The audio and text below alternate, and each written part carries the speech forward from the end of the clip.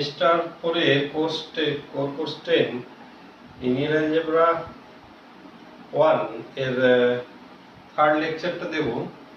আগে দুটো লেকচার দিয়েছি, তাতে কিছু উদাহরণ আর দিয়েছি ভেক্টর স্পেসের, আর কিছু ভেক্টর সাবস্পেসের উদাহরণ দেওয়া আছে। লিনিয়ার অ্যালজেব্রা বা ভেক্টর স্পেস, এটা আমি ওই তিনটে অথারের যে বই, তার মধ্যে একটা অথার ফেডবার্গ এক্সারসাইজটা করতে বলবো। ওখানে বিভিন্ন ভ্যারাইটিস অফ উদাহরণ আছে, বা ভেক্টর স্পেস হবে না সেরকম কিছু প্রবলেম আছে, তো তোমরা সেই বই থেকে কিছু করবে। আমি এখন আবার কিছু সাবস্পেসের উদাহরণ দিই, তারপরে আবার যেমন তারপরে আগেরগুলো বলেছিলাম যে every field is a vector space over itself. So every field is a vector space over its subfield. মানে প্রত্যেকটা ফিল্ডকেই ভেক্টর স্পেস বলা যাবে, নিজের সাপেক্ষে তো বটেই, অ্যাজ ওয়েল এজ তার প্রপার সাবফিল্ডের সাপেক্ষেও বলা যাবে। তাহলে এখান থেকে কি পাওয়া যাচ্ছে না, আমি set of all complex number, আমরা জানি কি complex number plus dot field হয়, তাহলে complex number C is a vector space, মানে কমপ্লেক্স নাম্বারটাও ভেক্টর স্পেস হবে ওভার কি হবে না আর,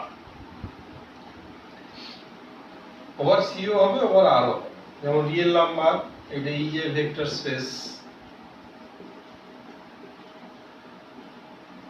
ওভার আর হবে, ওভার কিউ হবে, মানে কিউ প্লাস ডট হচ্ছে ফিল্ড, বা এই ধরনের যে ফিল্ডগুলো ওই এ plus B root two, A B belongs to Q, এই যে ফিল্ডগুলো, এটা তো সাব ফিল্ড আর এর, এই সাব ফিল্ডগুলোর সাপেক্ষে রিয়েল নাম্বারটা ভেক্টর স্পেস হবে। তো আমি যেগুলো সবসময় বলার চেষ্টা করি যে তাহলে রিয়েল নাম্বারটা ভেক্টর স্পেস হচ্ছে, কিন্তু ফিল্ডগুলো চেঞ্জ করলে সব আলাদা আলাদা ভেক্টর স্পেস হবে। তাহলে স্কেলারের মানে রিয়েল নাম্বার ওভার আর করলে ভেক্টর আর স্কেলার দুটোকে একই ধরা হচ্ছে, ওভার কিউ করলে স্কেলারটা আরো ছোট হলো। এবারে এই ধরনের যে field A B belongs to Q, এই ধরনের ফিল্ডের ক্ষেত্রে এই ধরনের যে ফিল্ড, এর তো অসংখ্য ফিল্ড হবে, এ বি মান বদলালে এক একটা নতুন নতুন ফিল্ড, তার মানে শুধু রিয়েল নাম্বারটাকেই অসংখ্য সাবস্পেস ভেক্টর স্পেস হিসেবে ভাবা যেতে পারে, রিয়েল নাম্বারটাকে ভেক্টর স্পেস হিসেবে ভাবা যেতে পারে। তো এগুলো কিছু ভেক্টর স্পেসের উদাহরণ হয়ে গেল, সাবস্পেস না। আমি এবারে একটু ম্যাট্রিক্সের উদাহরণে একটু আসি। ম্যাট্রিক্স, আচ্ছা ম্যাট্রিক্সের সাবস্পেস উদাহরণ বলবো, তার আগে এগুলো আসে ডিফারেনশিয়াল ইকুয়েশনের solution. Suppose d2y dx2 plus 3dy dx plus 2y equals to 0, এইটার অল পসিবল সলিউশনের যে কালেকশন, সেই সেটটার কথা যদি বলি আর কি, আমরা কি জানি এর সলিউশন গুলো বোধহয় এই ধরনের হয়, টু দি পাওয়ার কথা হবে 1 আর e to the power -x plus c2 e to the power -2x। এখানে অসংখ্য ফাংশন আছে, এটা c1 c2 যেগুলো মান ধরা যায়, তাহলে c1 c2 কে 0 ধরলে 0 ফাংশন, c1 কে 0, এটাকে 1 ধরলে e to the power -2x, e to the power 2 into এটা কত ফাংশন আছে, সবগুলি কিন্তু এর সলিউশন, সবগুলি হচ্ছে সলিউশন। তো এইগুলো হচ্ছে এই যে সলিউশনের সেটটা, এটা কি হবে, এটা একটা ভেক্টর স্পেস হবে। আরো ভালো করে বলি, এটা ভেক্টর সাবস্পেস হবে। আমরা তো এটা জানি যে যে কোনো রিয়েল ফাংশন এই যে সেটটা আর কি, আর টু আর, যে কোনো এই অল পসিবল ফাংশনের যে সেটটা আর টু দি পাওয়ার আর বলা যেতে পারে। বিভিন্ন বইতে বিভিন্ন রকম নোটেশন দেয়, কিভাবে এরকম নোটেশন দেয়, আর মানে 4 থেকে আর অল পসিবল ফাংশনস, তার এটা কি হয়ে যাবে, এটা হয়ে যাবে সাবস্পেস।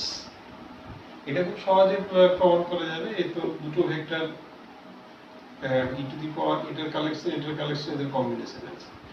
আমি যদি যে কোনো একটা vector E to the power -2x E to the power -2x এটাকে যে কোনো স্কেলার দিয়ে গুণ করি, এই যে আলফা বিটা দিয়ে টোটালটাও তো এর সলিউশন, তাহলে ভেক্টর সাবস্পেস হয়ে যাচ্ছে।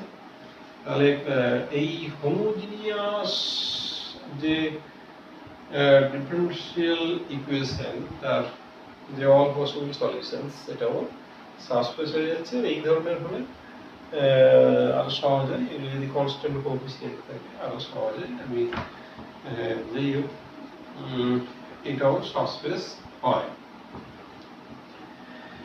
এবার আমি ম্যাট্রিক্সে আসবো। সাপোজ n ক্রস n মানে স্কয়ার ম্যাট্রিক্স, আমি রিয়েল ম্যাট্রিক্সই নেই। এটা আগের দিনই বলেছিলাম যে n cross n matrix matrix addition আর ম্যাট্রিক্সের যে স্কেলার মাল্টিপ্লিকেশন আছে, তাহলে সেটা ভেক্টর স্পেস হবে। তাহলে এটি যে ভেক্টর স্পেস ওভার আর, এইবারে আমি করব কি না সেট অফ অল কি বলতে পারি diagonal matrices n cross n diagonal matrices subspace হবে। ভেরি ইজি প্রমাণ যে দুটো ডায়াগোনাল ম্যাট্রিক্সকে যোগ করলেও ডায়াগোনাল ম্যাট্রিক্স হবে। এবার শুধু তো ডায়াগোনালে নন জিরো, মানে ডায়াগোনাল বাদ দিয়ে তো বাকি সব জিরো, ডায়াগোনাল বাদ দিয়ে বাকি সব জিরো।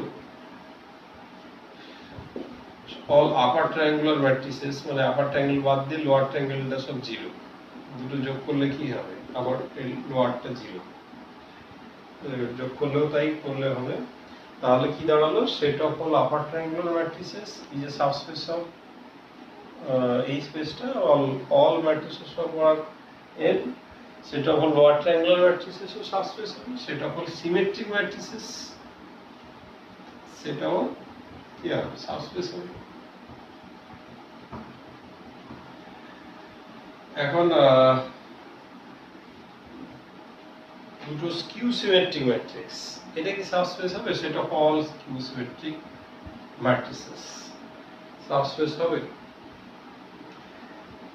সাপোজ এই একটা স্কিউ সিমেট্রিক ম্যাট্রিক্স, তার মানে a ট্রান্সপোজ সমান মাইনাস a, b হচ্ছে স্কিউ সিমেট্রিক, b ট্রান্সপোজ সমান মাইনাস b। তাহলে a প্লাস b এর যদি ট্রান্সপোজ করি এটা কি হবে, ট্রান্সপোজ তো সেপারেট হয়ে যায়, তো এখানে হয়ে যাচ্ছে মাইনাস a মাইনাস b। তাহলে এই শর্তটা স্যাটিসফাই করে যাচ্ছে, c a ট্রান্সপোজ সমান তো এটা c ইনটু a ট্রান্সপোজ, এটাও হয়ে যাচ্ছে। তাহলে set of all skew symmetric matrices এটাও সাবস্পেস হচ্ছে। এবারে আমি লিনিয়ার সামটা বলছিলাম, লিনিয়ার সামটা আচ্ছা ওটা আমি একটু আচ্ছা বলেই দিই। লিনিয়ার সাম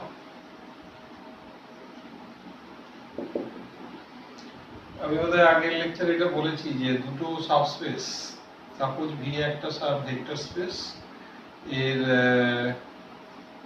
u1 u2 দুটো সাবস্পেস, এটা একটা সাবস্পেস, u2 ধরো আর একটা সাবস্পেস। তাদের ইউনিয়ন কিন্তু সাবস্পেস নাও হতে পারে, কিন্তু এদের যোগফল যেটা, যোগফলটা কিরকম যোগফল, u1 প্লাস u2, u1 টা হচ্ছে u1 এ আছে, u2 টা হচ্ছে ক্যাপিটাল u2 তে আছে, মানে হচ্ছে একটা u1 এর এলিমেন্ট একটা u2 এর এলিমেন্ট দিয়ে যত পসিবল হইতে যোগ করা যায়, যোগ করলে টোটাল যে সেটটা সেটা হচ্ছে u1 প্লাস u2। এইটা হচ্ছে সাবস্পেস হয়ে যাবে। সাবস্পেস দেখানোটা খুবই ইজি, আমি তাই এটা আমি দেখাতে চাইছি না। আর এটাই বোধহয় হয়ে যায় smallest subspace containing u1 and u2, মানে কি, মানে এই সাবস্পেসটা হচ্ছে u1 এর প্রপার সাবসেট। সহজে বলা যাবে একটা এলিমেন্ট যদি u1 এ থাকে, u1 সমান কি লেখা যাবে, u1 প্লাস 0, যেটা বলেছিলাম 0 প্রত্যেকটা সাবস্পেসে থাকে। u1 টা ক্যাপিটাল u1 এর এলিমেন্ট, 0 টা u2 এর এলিমেন্ট, তাহলে এই পুরোটা কোথাকার এলিমেন্ট, u1 প্লাস u2 এর এলিমেন্ট, তার মানে সমস্ত u1 এর এলিমেন্ট হচ্ছে এর এলিমেন্ট। তাহলে সাবসেট হবে, তাহলে u1 টা এর ভেতরে আছে, একই রকম ভাবে u2 টাও এর ভেতরে থাকবে। তাহলে এটা কিরকম সাবস্পেস না U1 U2 দুটোই ওর ভেতরে থাকবে, দুটোর মধ্যে তো 0 কমন থাকছে, হ্যাঁ, দিয়ে তার থেকে বড় সেটা, এটা একটা U1 এটা U2, তাহলে U1 প্লাস U2 টা অবশ্যই এর থেকে বড়। এখন তাহলে U1 U2 কে ঘিরে যদি আর অন্য কোনো সাবস্পেস থাকে সেটা এটার থেকেও বড় হবে, মানে এটাই হচ্ছে smallest subspace containing the set U1 plus U2। আমি এটা প্রমাণও যাচ্ছি না, এর প্রমাণও ইজি আছে, কারণ আমরা স্মলেস্ট দেখাতে গেলে কি দেখাতে হয় জানি, যে এটাকে সাবসেট দেখাতে হবে, যে অন্য একটা সাবসেট যেটা হচ্ছে এই দুটোকে ঘিরে আছে, তাহলে কি দেখাতে হবে, এইটা স্মলেস্ট, তার মানে এইখানে আছে, মানে এইখানে আছে,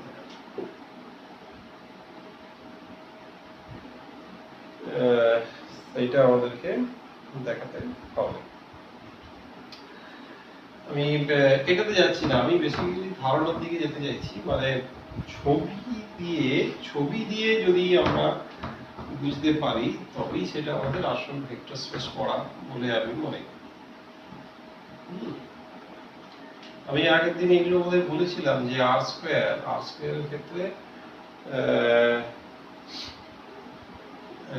যে কোনো সরলরেখা অরিজিন দিয়ে গেলে সেটা ভেক্টর স্পেস হবে, সেটা আমি বলেছিলাম।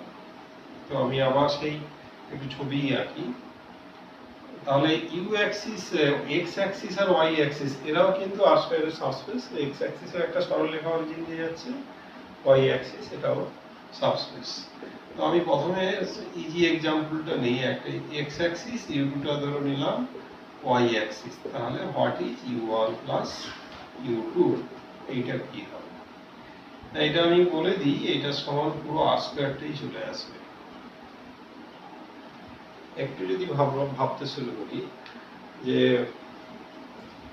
এটা তো প্রমাণ করার কিছুই নেই যে এই দুটোর সাবসেট অফ আর স্কয়ার হবে, কেন আমরা U1 U2 x Axis y Axis সবাই তো আর স্কয়ারের সাবসেট, আর স্কয়ারের সাবসেট, অর্থাৎ দুটো এলিমেন্ট যোগ করলে যেটা হবে সেটা আর স্কয়ারের থাকবে। আমি উল্টোটা ভাববো যে আর স্কয়ারের যে কোনো এলিমেন্টকে কি এদের সাহায্যে লেখা যাবে, কেমন, এটা খুব ইজিলি বলা যাবে।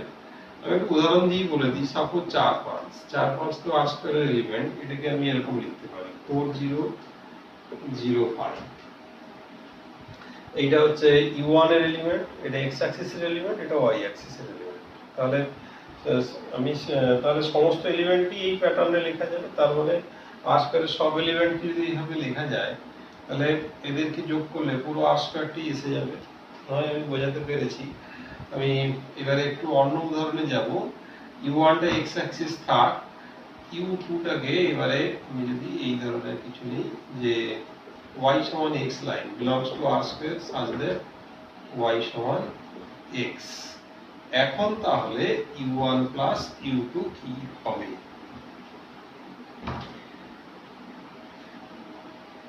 এইটাও x অ্যাক্সিসের পয়েন্টের সঙ্গে এইগুলো ভাবতে হবে, এটাও কিন্তু আর স্কয়ার হয়ে যাবে। এই আবার ভাবো আর স্কয়ারের এলিমেন্টটাকে এদের সাহায্যে আমি রিপ্রেজেন্ট করার চেষ্টা করবো, করতে যদি পারি তাহলেই হয়ে যাবে, একটা জেনারেল ফর্ম দেওয়ার চেষ্টা করবো। আচ্ছা উদাহরণ দিয়ে লিখলে আসলে ভালো বোঝা যায়। যদি 4 5 করি, একটা x অ্যাক্সিস আছে আর একটা y সমান x লাইন আছে, এদের আকারে আগে সাজাতে হবে। আমাকে এই লাইনটার ক্ষেত্রে আমাকে কম্পোনেন্টটাকে ইকুয়াল করে নিতে হবে, এবং x অ্যাক্সিসে তো y এর কোনো মান রাখা চলবে না, এই কম্পোনেন্টটাকে আগে সাজিয়ে নিতে হবে। তো এটাকে 5 5 করে দিই, 5 5 করে দিলে ইকুয়াল কম্পোনেন্ট মানে এই লাইনের উপরে আছে y সমান x যেহেতু, আর তাহলে এটাকে করে দিই -1 0, তাহলে এটা x অ্যাক্সিসে চলে এলো যেহেতু y কম্পোনেন্টটা 0। তো এইভাবে শুধু 4 5 কেন, যে কোনো পয়েন্টকেই লেখা যাবে, যে কোনো পয়েন্ট যা দেবে তাই লিখতে পারবো। -1 7, তাহলে আগে 7 7 করে নেবো, আর এইখানে এটাকে 0 করে দিলাম, -11, মানে এটা 7 দিয়ে দিয়েছি, তাহলে এটাকে আরেকটু বাড়িয়ে দিতে হবে, কমিয়ে দিতে হবে এইভাবে। তো এক্ষেত্রেও কি দেখতে পাচ্ছি যে একটা x অ্যাক্সিস, একটা এটা নিলেও হয়ে যাচ্ছে। এর যদি y সমান 2x নিই এক্ষেত্রেও আর স্কয়ার, এটা তোমাদেরকে দেখে নিতে বলবো, আমি এটা আর ডিটেলসে বলছি না। তো এইভাবে আসছে। এবারে আমি একটু অন্যদিকে যাই, এটা আমি আর কিউবের দিকে গেলাম। আর কিউব 3 ডাইমেনশন, 3 ডাইমেনশনে সাবস্পেস বলেছিলাম ট্রিভিয়াল সাবস্পেস নিজে, আর হচ্ছে লাইন পাসিং থ্রু অরিজিন, আর হচ্ছে প্লেন পাসিং থ্রু অরিজিন। এখানে আমি u1 টাকে বলি সাপোজ এক্স অ্যাক্সিস, u2 যদি বলি yz প্লেন, তাহলে u1 প্লাস u2 এটা কি হবে? এইটা কি হবে? এইটা কিন্তু হয়ে যাবে পুরো আর কিউব হয়ে যাবে। একটু ভাবলেই এসে যাবে একটা এক্স অ্যাক্সিস একটা ওয়াই জেড প্লেন, যেমন এক্স ওয়াই জেড যদি আর কিউবের পয়েন্ট হয়, এক্স অ্যাক্সিস মানে এক্স 0 0 প্লাস 0 ওয়াই জেড, তাহলে এটা ওয়াই জেড প্লেনের পয়েন্ট, এটা এক্স অ্যাক্সিসের পয়েন্ট, সমস্ত পয়েন্ট এইভাবে লেখা যাবে। তো এটা কি এসে যাবে? পুরো আর কিউব এসে যাবে। এই যে চিন্তা ভাবনাগুলো, এগুলো খুব সূক্ষ্ম চিন্তা ভাবনা, একটু ভালো করে ভাবো যে আর জিনিসটা রিয়েল নাম্বারের সঙ্গে জড়িত। রিয়েল নাম্বার মানেই হচ্ছে একটা আনকাউন্টেবল সেট, যার একটা এলিমেন্ট জানলে পরেরটা লেখা যায় না। তার মানে কত এলিমেন্ট আছে এখানে, এই যে যোগ করলে আর কিউব আমরা বলে দিচ্ছি, এটা চিন্তা ভাবনাটা ধরে ফেলছি। যত দ্রুত ভাবছি তত ভালো বটে, কিন্তু এটা ভাবতে হবে যে সাম মানে এর একটা পয়েন্ট এর একটা পয়েন্ট, কত পয়েন্ট আছে, প্রত্যেকটা স্পেসেই আনকাউন্টেবল সংখ্যক পয়েন্ট আছে। সেই আনকাউন্ট সংখ্যক পয়েন্টকে যোগ করলে কি ছবিটা, সেটা আমাদের মাথায় নিয়ে আসতে পারা, মানে আমাদের এরিয়াটা কত স্ট্রং হয়ে যায়। এই এইগুলোকে ডিটেলে ভাবতে হবে। এইটা আর কিউব হলো। এইবারে আমি যদি এটাকে একটু অন্যরকম বলি, যে এক্স ওয়াই প্লেন, এখন কি হবে? এখন u1 প্লাস u2 এইটা কিন্তু হয়ে যাবে, এটা আর কিউব হবে না, xy প্লেনটাই হয়ে যাবে। এইখানে লক্ষ্য করতে হবে এই দুটো কিন্তু u1 টা আবার u2 এর সাবস্পেস হয়ে গেছে। তো সাবস্পেস হয়ে গেলে যোগ করলে বাড়বে না, কেন u1 এর এলিমেন্ট মানে সেটা অলরেডি u2 এর এলিমেন্ট, যোগ করা মানে আমি দুটো u2 এর এলিমেন্টকে যোগ করছি, তাহলে কোনো অবস্থাতেই এই যোগফলটা u2 থেকে বড় হবে না। আর আরেকটা যেটা বলেছিলাম যে u1 plus u2 is the smallest subspace containing the set, সেক্ষেত্রে কি হচ্ছে, u2 তো নিজেই নিজের সাবসেট, আবার u1 ওর সাবসেট হয়ে যাওয়া মানে u1 ও ওর ভিতরে আছে, তাহলে u1 into দুটোই আছে, এরকম একটা ভেক্টর স্পেস হচ্ছে এইটা। তাহলে এটার মধ্যে সব থেকে স্মলেস্ট সাবস্পেস তো এটাই, তাহলে এটা সমান কি হয়ে যাবে? এমনি থিওরি থেকেও ভাবা যাচ্ছে যে এইটা u1 প্লাস u2 সমান u2 আসছে। এইখানে একটা জিনিস হয়েছে, আমি একটু ক্লাসিফিকেশনটা করি। u1 u2 এটা লিখে ফেলেছি, u3 কে তাহলে আমি yz প্লেন, তাহলে কি দাঁড়াচ্ছে যে u1 প্লাস u3 হচ্ছে আর কিউব, হচ্ছে আর কিউব, আর u1 plus u2 xy plane. এই লিনিয়ার সাম আর এই লিনিয়ার সাম, এই দুটোর মধ্যে একটু ক্যাটাগরিক্যাল তফাৎ আছে।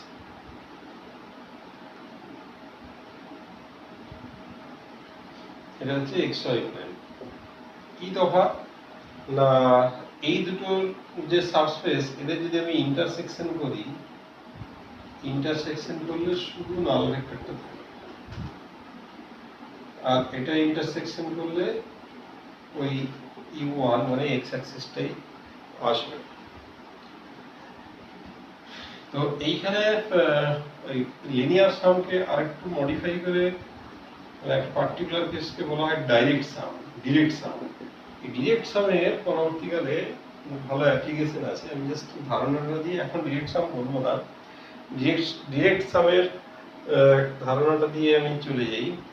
যে ডিরেক্ট সাম হলে কি হবে না, আমি একটু আজকের উপর ধারণা দিই, তাহলে উদাহরণ সহজে বলা যায়। ডিরেক্ট সাম ওই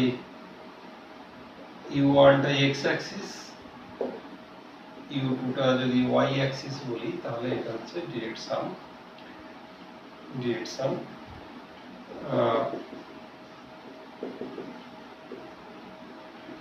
এটা হচ্ছে direct some of r square.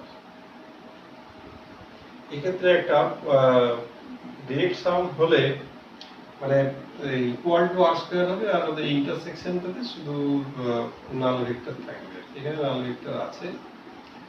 Direct সাম হলে আরেকটা জিনিস পাওয়া যায় কি না, r স্কয়ারের সবকটা এলিমেন্টকে এদের যোগফল আকারে তো লেখাই যায়, কিন্তু এদের এবং রিপ্রেজেন্টেশনটা হয় ইউনিক। মানে কি, মানে আমি এই যে 4 5 এটাকে লিখতে পারছি, এটা কিন্তু এই একটা উপায়তেই লিখতে পারবো, একটা x অ্যাক্সিস আর একটা y, দ্বিতীয় কোনো উপায়ে আমি লিখতে পারবো না। এটা যদি ডিরেক্ট সাম না হয়, মানে কি না, ধরো আমি u1 টাকে পুরো r স্কয়ার নিয়ে নিলাম, হ্যাঁ, আচ্ছা এটাকে r কিউব দিয়ে বোঝাই, কিন্তু এটা একটা স্টেজ কিন্তু পুরোটা r স্কয়ার, কিন্তু উদাহরণটা ঠিক ভালো উদাহরণ বলে না আর কি। এইটাতে যাই, ভেক্টর স্পেসটা r কিউব নিয়ে নিলাম, u1 টা xy প্লেন নিয়ে নিই, আর u2 টাকে নিয়ে নিই yz প্লেন। তাহলে এখানে u1 প্লাস u2 এটা r কিউব হবে, এটা ঠিকই, কিন্তু এটা ডিরেক্ট সাম নয়। কেননা এদের ইন্টারসেকশন করলে এটা হয়ে যাবে y অ্যাক্সিস। y অ্যাক্সিসটা এর উপরেও আছে, এর উপরেও আছে, এটা কিন্তু নাল ভেক্টর আসছে না। এতে তফাৎ কি না, আমি যেটা বললাম, এতে কিন্তু ওই এদের যে এই যোগ করার আছে, মানে কি আর কিউবের প্রত্যেকটা এলিমেন্টকে একটা u1 এর এলিমেন্ট একটা u2 এলিমেন্ট আকারে লেখা যাবে। এই ক্ষেত্রে আমি ইউনিকনেসটা থাকবে না, আমি একের বেশি উপায়ে লিখতে পারি। একটা উদাহরণ দিয়ে দেখাই, 3 4 5 এটাকে আমি একটা xy প্লেন একটা yz প্লেনের যোগফল আকারে আমি দেখাতে চাই। xy প্লেন হলে কি হবে, আমি সিম্পলি এটা সহজ, এটাই 0 0 5 এটাও লিখতে পারি। আবার আমি এই পয়েন্টটাকে xy প্লেনের পয়েন্ট ভাবতে পারি, আর এটাকেও yz প্লেন পয়েন্ট ভাবতে পারি। এটা কি দুভাবে লেখা হয়ে গেল, আরো অনেকভাবে লেখা যায়। তাহলে কি দাঁড়ালো, যদি ডিরেক্ট সাম হয় তাহলে r কিউবের সবকটা এলিমেন্টকে একটা ইউনিক ওয়েতে লেখা যায়। ইউনিক ওয়েতে লেখা গেলে তার থেকেও আরো সাপোর্টিং আরো পরের ডেফিনেশন গুলো আসবে। তাই ডিরেক্ট সামের গুরুত্ব অনেক বেশি। এই ডিরেক্ট সাম, তাহলে সব লিনিয়ার সামই ডিরেক্ট সাম নয়, ডিরেক্ট সাম হতে গেলে এই সমস্ত কন্ডিশনগুলো স্যাটিসফাই করতে হয়। এইবার আমি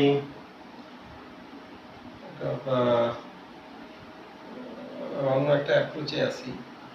ভি একটা ভেক্টর স্পেস, সেখানে আলফা একটা, সাপোজ ভি এর একটা ভেক্টর, আমি এই সেটটা নিলাম, C alpha, C belongs two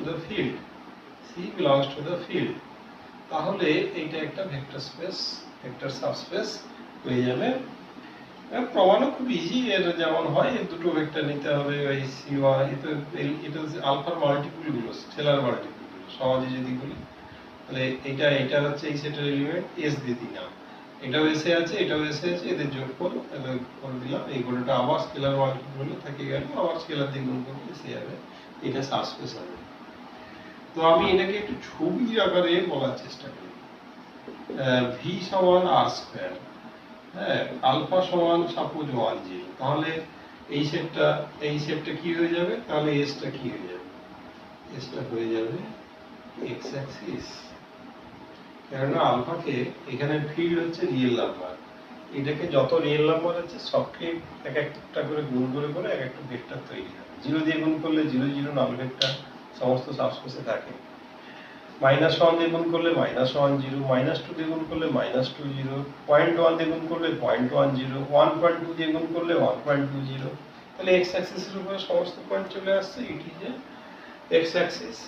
এবার যদি এটাকে 1 1 বলি, তারপর 1 1 কে যত রিয়েল নাম্বার দিয়ে গুণ করা যাবে, এটা তাহলে এর মধ্যে কি কি আছে? 0.1 0.1 0.2 1.1 1.1 1.1 দিয়ে গুণ করলে এই ভেক্টরটা আসবে। তাহলে এটা কি হয়ে যাবে? তখন এই সেটটা হয়ে যাবে, ওই y সমান x যে লাইনটা, ওই লাইনটা xy belongs to r square such that y সমান x। তো ছবিটা সবাই ভাবতে পারছো আশা করি। আমি ছবিটা ভাবার দিকে গুরুত্ব দিতে হবে, কারণ এইটা মোস্ট ইম্পর্টেন্ট।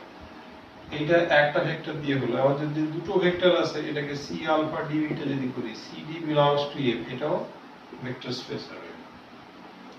একই রকম ভাবে যে তিনটা ভেক্টর আছে, আবার ওই আরেকটা করলাম, এই যে c দিয়ে দুটোকে স্কেলার দিয়ে গুণ করে যেমন খুশি যত খুশি ইচ্ছা খুশি, মানে ফিল্ডের উপরে যে এলিমেন্ট গুলো আছে সব দিয়ে যে তৈরি হচ্ছে জিনিসটা, তো এইটাকে বলে লিনিয়ার, অল লিনিয়ার কম্বিনেশন। আর এটাকে বলে সেট জেনারেটেড বাই আলফা, অনেকে বলে spanning set of alpha beta, span of alpha beta. আবার কোনো বইতে লেখা থাকে L of alpha beta, linear span, SP of alpha beta. এগুলোকে বলে স্প্যানিং সেট, মানে দুটোর সাহায্যে তৈরি করে ভেক্টর স্পেস। যেমন 1 0 আর 0 1, এটার দ্বারা যদি আমি স্প্যানিং সেট করি, তাহলে এটা হয়ে যাবে আর স্কয়ার। মানে আর স্কয়ারের যে কোনো এলিমেন্ট কি এই দুটোর লিনিয়ার কম্বিনেশনে লেখা যাবে। 6 7 কি লিখতে পারি? 6 × 1 0 + 7 × 0 1। এমন কোনো এলিমেন্ট নেই যেটাকে এদের সাহায্যে লেখা যাবে। তার মানে কি এদের যত খুশি কম্বিনেশন গুলো পুরো আর স্কয়ারটা ভরে যাবে। তার মানে এই দুটো ভেক্টর দিয়ে পুরো আর স্কয়ারের সবকটা ভেক্টর চলে যাবে। দুটো ভেক্টর দিয়ে আর স্কয়ারের সবকটা ভেক্টর চলে যাবে। তাহলে এটা দুটো তিনটে n সংখ্যক, মানে যে কোনো সংখ্যক এগুলো কম্বিনেশন করলে সবই সাবস্পেস হয়। এবং ওইটাই হয়ে যায় ওই,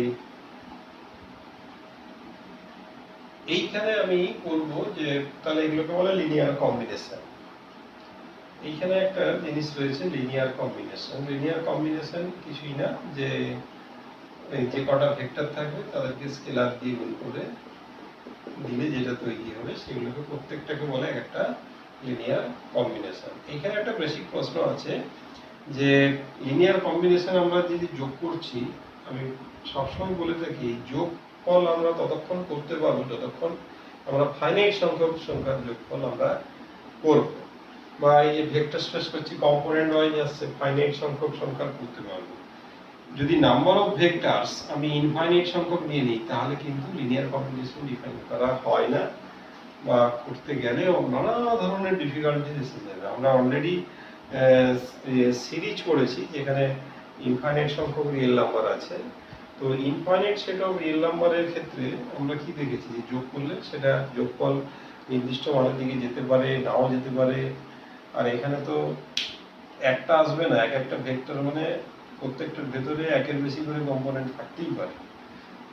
তো একটা লার্জ নাম্বার অফ, মানে একের বেশি সিরিজ এসে মানে একটা ডিফিকাল্টিস চলে আসে, তাও কোনো গ্যারেন্টি থাকে না। তাই এইসব জায়গায় মানে ভেক্টর স্পেসে লিনিয়ার কম্বিনেশন সবসময় ফাইনাইট সেট অফ ভেক্টরের মধ্যে সীমাবদ্ধ আমরা থাকবো, এবং সেইভাবেই সাবজেক্টকে এগিয়ে নিয়ে যাওয়া হয়েছে। তো পরবর্তীকালে ইনফাইনাইট সেটের ক্ষেত্রে ডেফিনেশন দিতে গেলে ওই ফাইনাইট সংখ্যক লিনিয়ার কম্বিনেশন ইউজ করে কিভাবে হবে সেগুলোও তখন খেয়াল রাখতে হবে। আমি এইটা একটু বলে নিই তাহলে।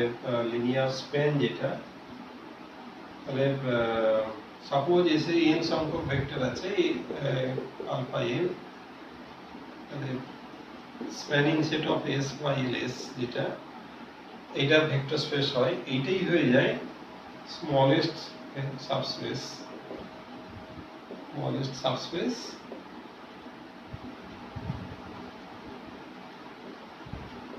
containing the set S, smallest subspace containing the set S। আচ্ছা, স্মলেস্টের আবার আমি অন্যভাবে ঘুরিয়ে বলতে পারি, স্মলেস্ট সাবস্পেস তার মানে কি আমার কিছু ভেক্টর ছিল, n সংখ্যক ভেক্টর ছিল, তো আমি এটা একটা, এটা সাবস্পেস, এটা এটা আমার এস ছিল, এরকম লিনিয়ার স্প্যান করে করে স্কেলার দিয়ে করলে এটা তো ওগুলো তো থাকবে, আরো বেড়ে যাবে জায়গাটা। এটা হলো এলএস, এটাই বলছি সবথেকে ছোট সাবস্পেস যার মধ্যে এটা আছে। তার মানে কি আরো যে সমস্ত এগুলো হচ্ছে আরো সাবস্পেস আর কি, যার ভেতরে এটা আছে, এটাই সব থেকে ছোট। তাহলে এটাকে আমি এইভাবে বলতে পারি, the intersection of all subspaces containing S। এই আইডিয়াটা আমি আইডিয়ালি নিয়ে গিয়ে কাজে লাগাবো, আর অন্যান্য জায়গায় জেনারেটিং সেটের এই আইডিয়াটা অনেক জায়গায় কাজ করবে। এইটা স্মলেস্ট সাবস্পেসটাই কিন্তু জেনারেটিং সেট, এদের দ্বারা যে যতগুলো ভেক্টর তৈরি হলো সেই সেট, মানে জেনারেটিং সেট। এটা হচ্ছে স্প্যানিং সেট, জেনারেটিং সেট। তাহলে এইটা দাঁড়ালো আর কি। তার মানে একটা ভেক্টর স্পেস কার দ্বারা জেনারেটেড, না ওটাকে অন্য যে কোনো ভেক্টরকে কন্টেন করে সব থেকে স্মলেস্ট যে সাবস্পেসটা সেটা বের করলেই আমাদের হয়ে যাবে। এইবারে আমি নাল সেটকে তো আমি যে কোনো সেটের সাবসেট ধরি, সাপোজ ভেক্টর স্পেস হচ্ছে আর কিউ, তাহলে নাল সেট হচ্ছে এইটার সাবসেট, নাল সেট যেহেতু প্রত্যেকের সাবসেট। এটা কিন্তু ট্রিভিয়াল স্পেস,